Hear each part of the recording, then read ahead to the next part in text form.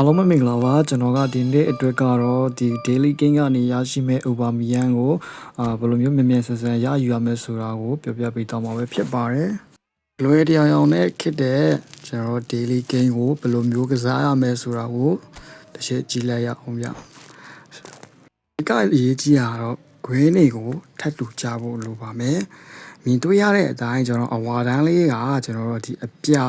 အရောင်ပြောင်းသွားရဆိုလို့ရှိရင်တော့အဲ့ green ကိုထိပေးလိုက်ပါဆိုတော့ကျွန်တော်တို့လက်တွေ့ကန်ကြည့်ရအောင်ပေါ့ဗျာဒီနေ့ကျွန်တော် daily gain ကတော့ကစားသမားတွေပြောင်းသွားမှာပဲဖြစ်ပါတယ်ဆိုတော့ let's go okay ဟုတ်ပြီ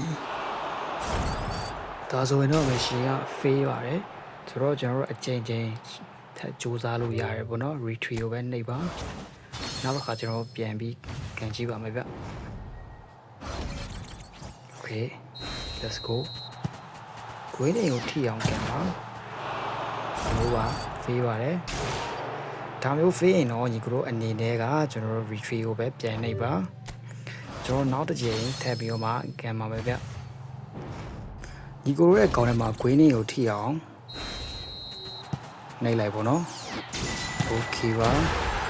ဒါဆိုလို့ရှိရင်တော့ဒီမှာ perfect လို့ပြပါမယ် perfect ဆိုလို့ရှိရင်တော့ဒါကျွန်တော်တို့ရဲ့ daily gain ကဆက်ပြီးမှ retain ရမလို့တော့ဘူး cancel ကိုနှိပ်လိုက်လို့ရပါပြီ။ကျွန်တော်တို့ perfect ဖြစ်နေမှဒါဒီအဆင့်တွေက level မြန်မြန်တက်မယ်ပေါ့နော်။အဲ့ဒီနေရာမှာညီကိုတို့က gold တို့ဘာညာတာဂိုင်ဆိုလို့ရှိရင်တော့ဒီ level ကတက်တာနှေးပါလိမ့်မယ်ဗျ။ဆိုတော့အားလုံးအဆင်ပြေကြမယ်လို့မျှော်လင့်ပါတယ်။တည်ရဲ့သူတွေရှိတယ်လို့မတည်ရဲ့သူတွေအတွက်ရည်ရွယ်ပြီးဗီဒီယိုလုပ်ပေးခြင်းဖြစ်ပါတယ်။ကျွန်တော်ရဲ့ channel လေးကိုလည်း like and subscribe လုပ်ထားပေးဖို့တောင်းဆိုပါတယ်ဗျ။အားလုံးကိုကျေးဇူးတင်ပါတယ်။